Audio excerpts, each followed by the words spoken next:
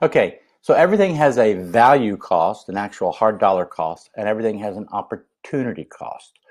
A lot of times you'll hear people talking about missed opportunity, the opportunity cost by not doing something. Well, that's true, and there's a value in that. So what I want you to do is stop marketing, stop thinking about the cost of the value and think about the value of the opportunity that's presented. That being said, everything is not an opportunity of value. Sometimes opportunities are time sucks. Sometimes opportunities are not a good use of your time, money, or effort. So let's look at this for a second. Let's say that you sponsor a little league baseball team, and that's part of your marketing budget. Okay, the little league team plays 12 games a summer, and at that game, there's the parents of the kids that are there.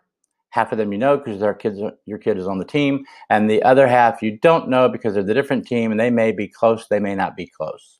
So your name on the back of those suits for the baseball players, back of their uniforms, may not be a big marketing thing. It's brand awareness, which is marketing, but it's not going to probably translate directly into dollars.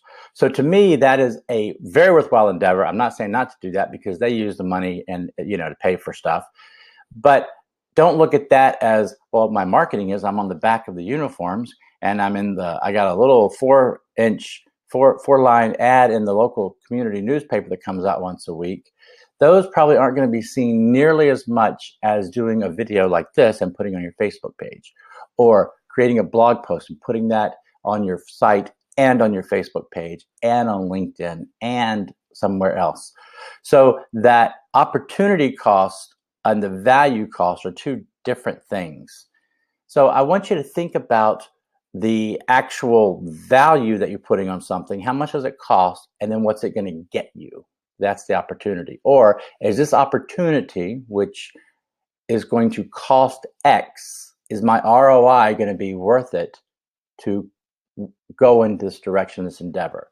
A lot of times the answer is no. And you know how many people come knock on your door asking for money for this, money for that. They got the latest, greatest thing. They're going to do this. They're going to do that. Our demographics show that 400,000 people live in this neighborhood. Well, 390,000 of those people live in that neighborhood. Throw that junk mail away right there on the spot. They don't even look at your name. They don't see anything.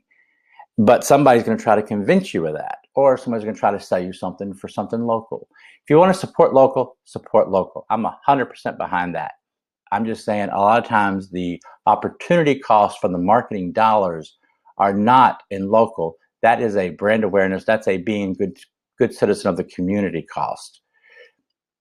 Awesome, but it's probably not getting you a lot of new patients. Those people already know you. There's a thing like preaching to the choir. You've heard that term. If you're telling everybody that you already know, what good is that? They already know you. However, with content marketing, if you talk about, a lot about pregnancy and lower back pain. Okay. People don't often associate chiropractic with pregnancy and lower back pain.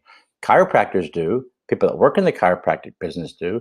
People that have had those procedures done do. But the vast majority of people may not be thinking about that. So your content that you have, your video, your couple of blog posts about pregnancy and lower back pain, now people that do know you can co-read that or see that somewhere, or when you talk about it, they understand that, oh, you do that also? I've never thought about it like that. There's a lot of things people don't think about that you assume they know because you're too close to it. And that's where value and opportunity come into play, because your opportunity is to tell people about your business. And a lot of it's things that they don't know about. A lot of it is things that they're just not aware of. We all learn new things all the time, and it's pretty much one of those does. Just this morning, I was talking to a friend of mine about why did it take 40 years of luggage before they decided to put wheels on it? There was no wheels on luggage in the 50s and 60s and 70s. Then they got two wheels and you drug it behind you. Now they got the hard shell cases with four wheels, and they just scoot right along in the airports. And it makes it really easy, and it saves your back. I mean, that's a great thing to talk about. And if you talk about the history of wheels on luggage in a blog post about how to not make your back hurt in an airport, now you've given people interesting information. They remember the story. There's something they'll say, and that will help them remember who you are. I know someone whose name is Wendy, and she always tells people, my name is Wendy, like Peter Pan. Most people don't say, my name is whatever, like something. There's no reference to it. And everybody knows Peter Pan. So everybody remembers Wendy because, oh, she's the Peter Pan girl, Wendy, right? They remember her name. So she makes something kind of unusual, memorable, just by saying that one little sentence.